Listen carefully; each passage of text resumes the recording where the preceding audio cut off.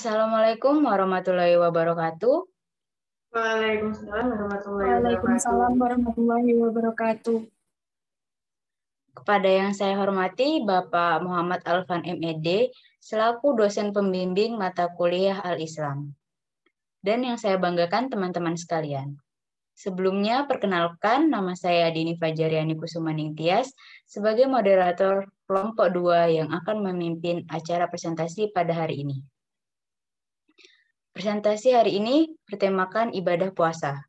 Adapun anggota kelompok 2 yaitu yang pertama Araina Azzatul Mila, yang kedua Dea Restu Pramudita, yang ketiga Afifa Ulinuha. Adapun susunan presentasi pada hari ini, pertama sesi pembukaan, kedua sesi penyampaian materi, dan yang terakhir sesi penutup. Memasuki susunan yang pertama, yaitu pembukaan. Marilah kita mulai presentasi pada hari ini dengan membaca basmalah bersama-sama. Bismillahirrahmanirrahim. Selanjutnya pembacaan ayat suci Al-Quran yang akan dibawakan oleh Mbak Dea. Kepada Mbak Dea dipersilahkan. Baik, terima kasih moderator. Assalamualaikum warahmatullahi wabarakatuh. Saya akan membacakan ayat suci Al-Quran surat Al-Alaq ayat 1-10.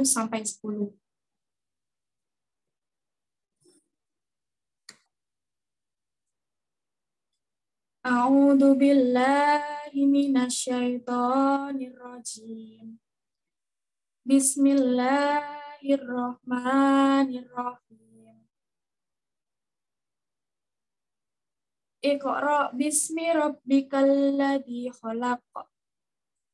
Khalaqal insana min 'alaq. Iqra wa rabbukal akram. Alladzi 'allama bil qalam. 'Allamal insana ma lam ya'lam. Kalla innal insana layatagha. Ar-ra'ahu istaghna. Inna ila rabbikal ruj'a. Ara'aital ladzi yanha abdan idza shalla. Shadaqallahul adzim. Pembacaan ayat suci Al-Quran sudah selesai. Terima kasih. Wassalamualaikum warahmatullahi wabarakatuh.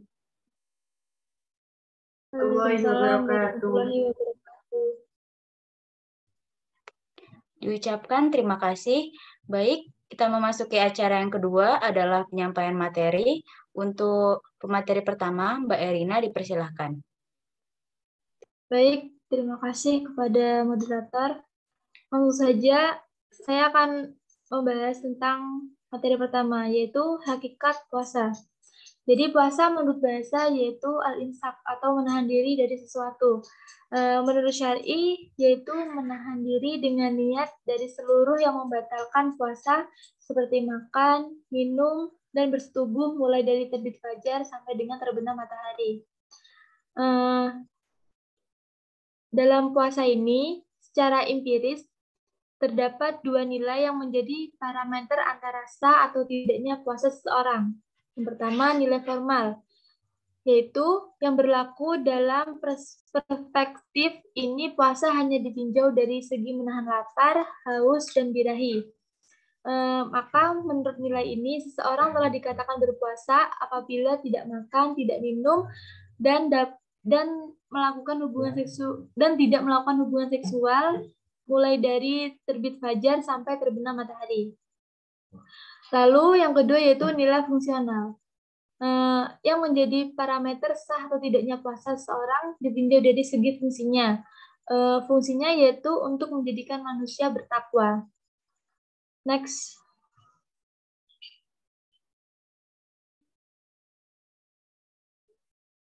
Lalu yang kedua, materi yang kedua yaitu hakikat puasa dalam pandangan Rasyid Ridho. Yang pertama, tarbiyat al-iradat atau pendidikan keinginan. Nah, keinginan atau kemauan merupakan fitrah manusia, Tapi acap kali kemauan atau keinginan dimiliki manusia tidak selamanya baik dan tidak selamanya buruk. Karena itu, puasa dapat mendidik atau membimbing kemauan manusia, baik yang positif maupun baik yang negatif. Lalu yang kedua yaitu tarikat al-malaikat. Malaikat itu adalah makhluk suci yang selalu taat dan patuh terhadap segala perintah Allah.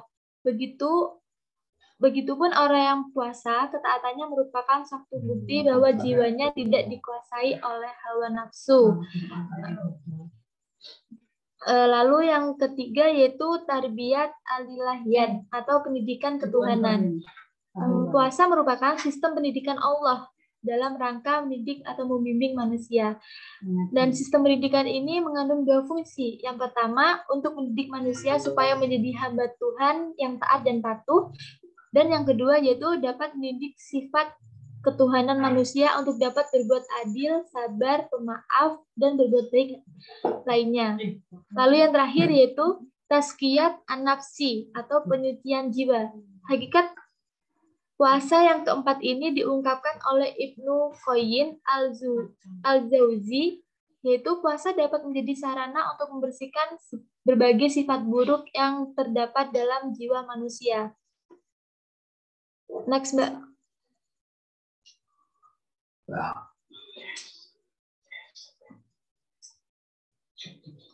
Nah, selanjutnya yaitu tingkatan puasa. Ada tingkatan puasa yang pertama yaitu puasa umum. Puasa umum ya adalah menahan petur dan kemaluan dari menunaikan syahwat. Maksudnya, puasa umum atau puasa orang-orang awam adalah sekedar mengerjakan puasa menurut tata cara yang diatur dalam hukum fikih.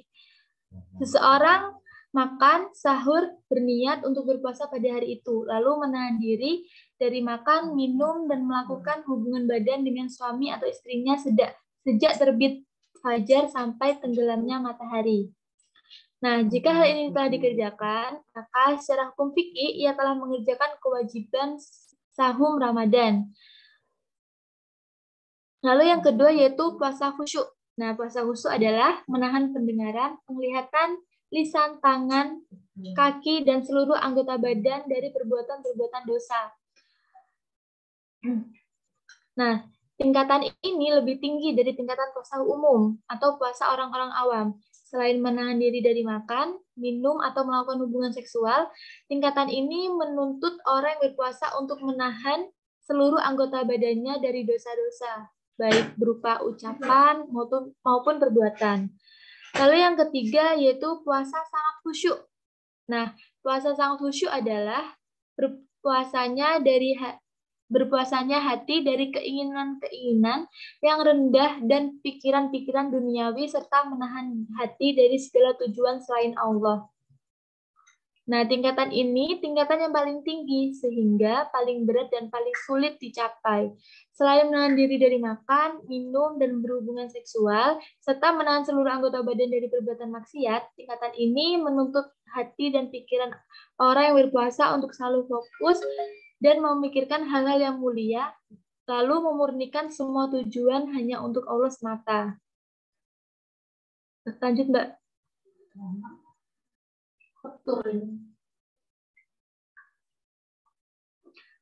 Oke. Macam-macam puasa dari segi hukum.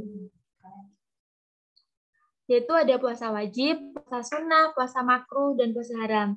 Nah, puasa wajib itu adalah puasa yang dikerjakan mendapatkan pahala. Jika tidak dikerjakan akan mendapatkan dosa. Nah, contohnya puasa wajib yaitu puasa Ramadan, puasa kifarat. Itu ya, teman-teman. Lalu yang kedua, puasa sunnah. Nah, puasa sunnah ialah puasa yang apabila kita kerjakan dapat mendapatkan pahala dan apabila ditinggalkan itu akan tidak berdosa. Contohnya yaitu puasa hari Tasyu'a, Asyura, atau hari-hari putih dan sebagainya. Lalu yang kedua yaitu puasa hari Senin Kemis dan puasa 6 hari di bulan Syawal.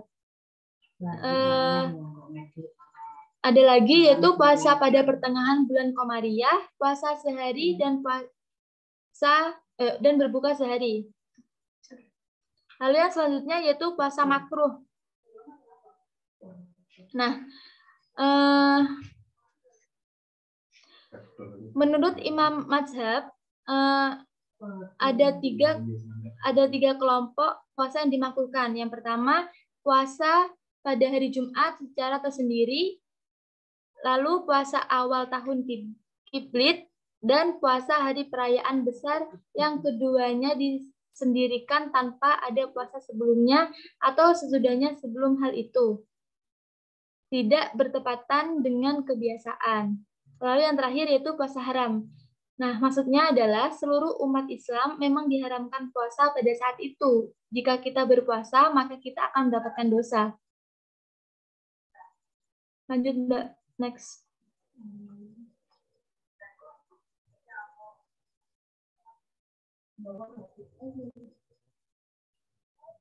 Nah, jadi itu sedikit penjelasan dari saya, dan saya kembalikan kepada moderator. Terima kasih.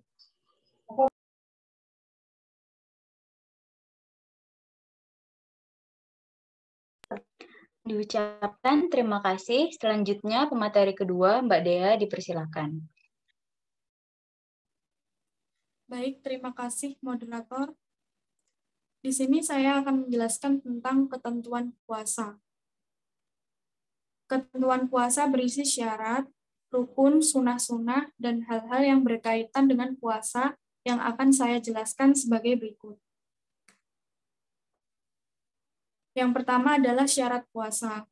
Adapun syarat yang harus dipenuhi dalam melaksanakan puasa, syarat-syarat tersebut terdiri dari syarat wajib dan syarat sah. Syarat wajib adalah syarat yang menyebabkan seseorang harus melakukan puasa. Sedangkan syarat sah adalah syarat-syarat yang harus dipenuhi oleh seseorang agar puasanya sah. Berikut ini adalah penjelasan syarat wajib dan sahnya puasa. Yang pertama adalah syarat wajib puasa. Tentunya beragama Islam dan balik serta berakal sehat.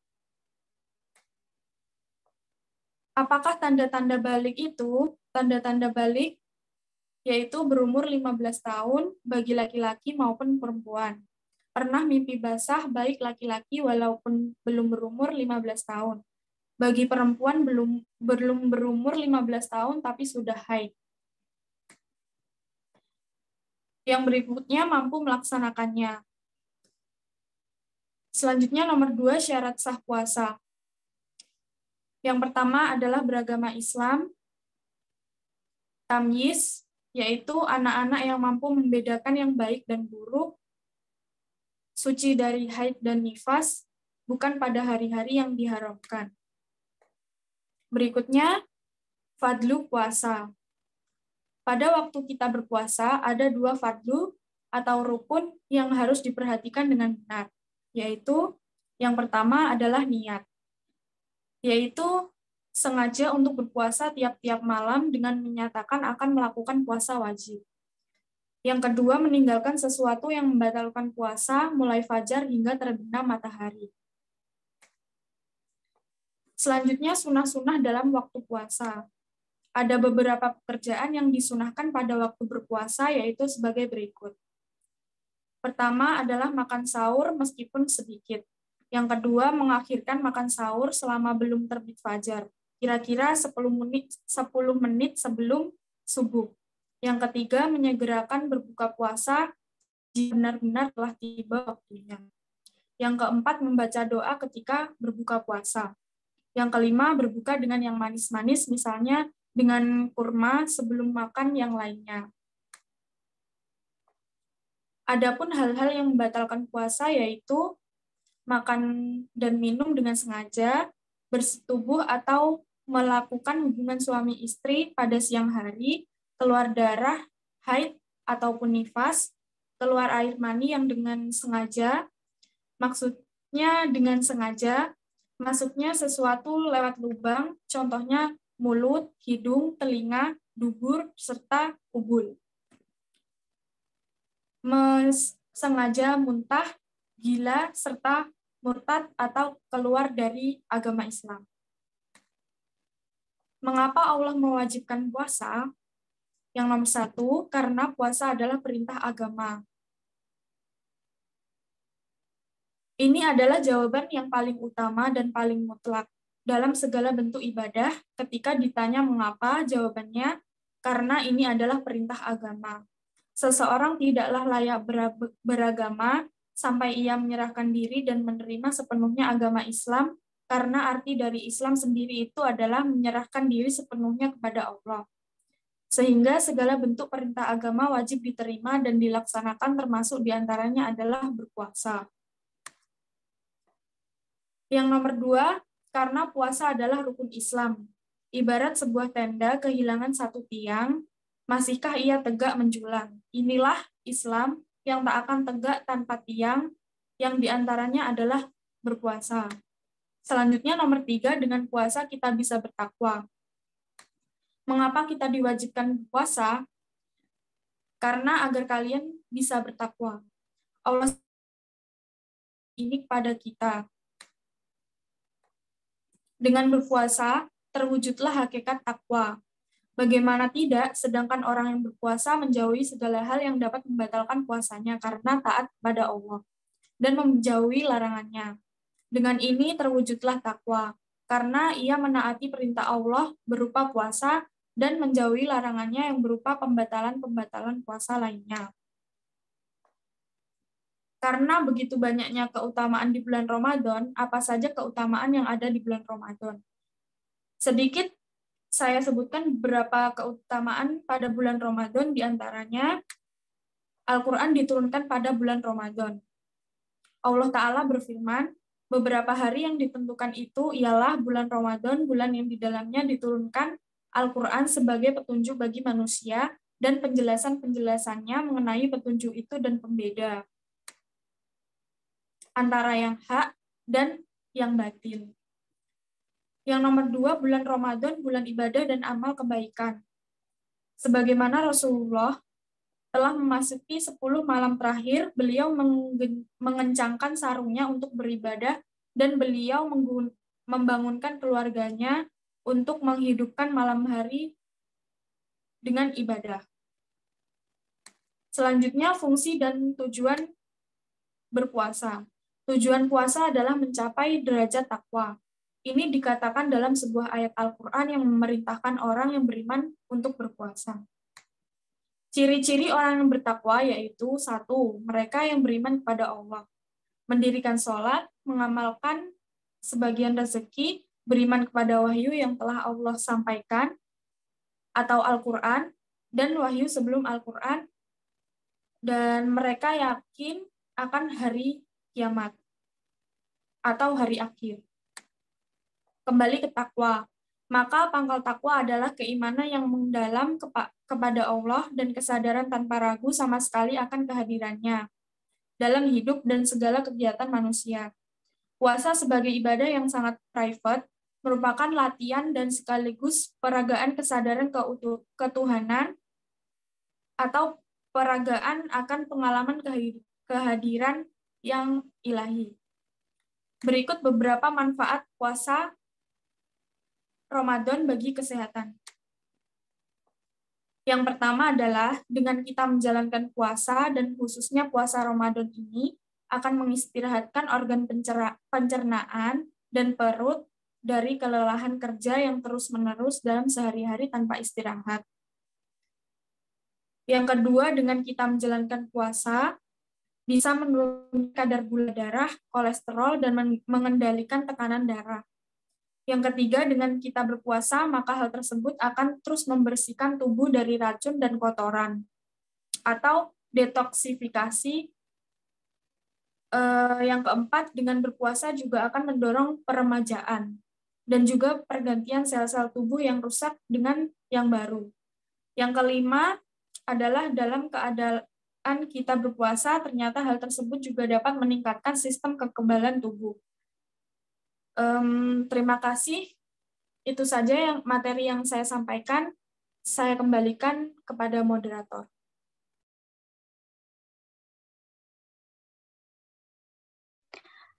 Diucapkan terima kasih, dan yang terakhir kepada Mbak Afifah dipersilahkan. Baik, terima kasih. Di sini saya akan menjelaskan tentang hikmah puasa. Puasa memiliki hikmah yang sangat besar terhadap manusia, baik terhadap individu maupun sosial, terhadap rohani maupun jasmani. Terhadap rohani, puasa juga berfungsi mendidik dan melatih manusia agar terbiasa mengendalikan hawa nafsu yang ada dalam diri setiap individu. Puasa juga mampu melatih kepekaan dan kepedulian sosial manusia dan dengan merasakan langsung rasa lapar yang sering diderita oleh orang miskin dan dituntunkan untuk membantu mereka dengan banyak sedekah. Sedangkan terhadap jasmani, puasa bisa mempertinggi kekuatan dan ketahanan jasmani kita karena pertama umumnya penyakit bersumber dari makanan dan kedua sebenarnya Allah Subhanahu wa taala menciptakan makhluknya termasuk manusia sudah ada kadarnya. Allah memberikan kelebihan, demikian pula keterbatasan pada manusia termasuk keterbatasan pada sosial kadar makan minumnya.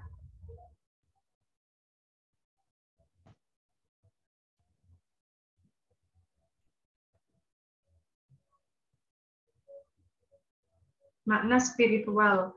Puasa mengandung banyak hikmah bagi yang melakukan sesuai dengan aturan. Dalam hal ini, penulis akan mencoba mengupas persoalan puasa dari sisi hikmah puasa.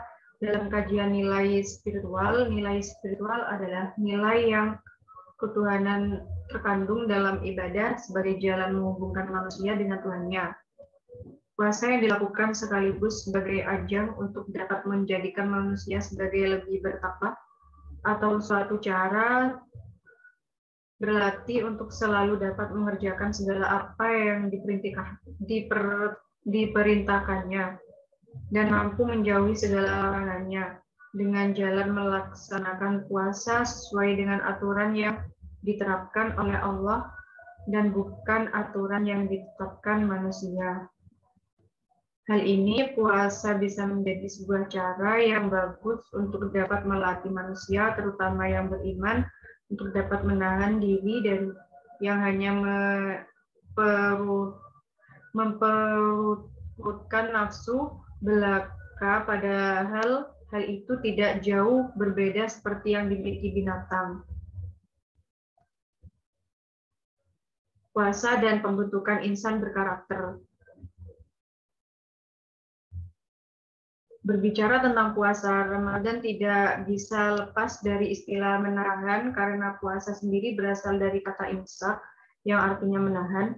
Puasa merupakan salah satu dari 5 rukun Islam yang mana puasa adalah rukun Islam keempat, sedangkan makna karakter adalah tingkah laku dan pola pikir yang terjadi secara alami, apa adanya tanpa dibuat-buat, terjadi secara refleks dan bukan merupakan sandiwara. Karakter adalah perilaku alami yang berasal dari perfleksian jiwa atau bawah sadar, dan karakter merupakan hasil dari budaya, sedangkan budaya sendiri terlahir salah satunya karena adanya tingkah laku kebiasaan sudah menjadi pengetahuan umum bahwa pada setiap bulan Ramadan terjadi pergeseran kebiasaan. Pergeseran ini terjadi karena di dalam bulan puasa ada amalan-amalan ibadah tertentu yang dianjurkan bagi umat Islam untuk dilaksanakan pada bulan puasa tersebut. Baik, terima kasih. Saya kembalikan kepada moderator.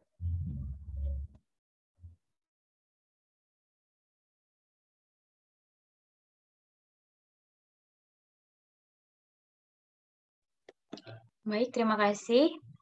Demikian presentasi pada hari ini. Kesimpulannya adalah puasa adalah salah satu rukun Islam. Maka dari itu wajiblah bagi kita untuk melaksanakan puasa dengan ikhlas, tanpa paksaan dan mengharap imbalan dari orang lain. Jika kita berpuasa dengan niat agar mendapat imbalan atau pujian dari orang lain, maka puasa kita tidak ada artinya. Maksudnya ialah kita hanya mendapatkan rasa lapar dan haus, dan tidak mendapat pahala dari apa yang telah kita kerjakan. Puasa ini hukumnya wajib bagi seluruh umat Islam, sebagaimana yang telah diwajibkan kepada kita orang-orang sebelum kita. Sebagaimana Allah berfirman, "Wahai orang-orang yang beriman, diwajibkan atas kamu berpuasa, sebagaimana diwajibkan atas orang-orang sebelum kamu agar kamu bertakwa." Quran Surah Al-Baqarah. Berpuasalah sesuai dengan ketentuan-ketentuan yang telah dibuat oleh Allah Subhanahu wa Ta'ala. Allah telah memberikan kita banyak kemudahan, keringanan untuk mengerjakan ibadah puasa ini.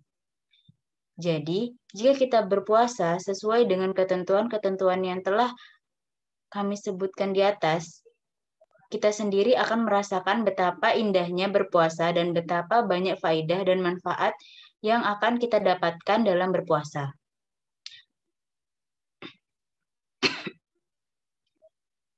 Maka dari itu, saudara-saudari kami sekalian, janganlah sesekali meninggalkan puasa, karena puasa ini mempunyai banyak nilai ibadah, mulai dari langkah, tidur, dan apapun pekerjaan yang berpuasa, itu ialah dihitung ibadah. Baik, selanjutnya kita memasuki sesi terakhir, yaitu penutup. Mari kita tutup presentasi hari ini dengan membaca hamdalah bersama-sama. Alhamdulillahirrabbilalamin. Alhamdulillahirrabbilalamin. Saya selaku moderator dan mewakili kelompok 2, mohon maaf bila ada kesalahan kata yang kurang berkenan. Mohon maaf yang sebesar-besarnya. Sekian, terima kasih. Wassalamualaikum warahmatullahi wabarakatuh. Waalaikumsalam warahmatullahi wabarakatuh.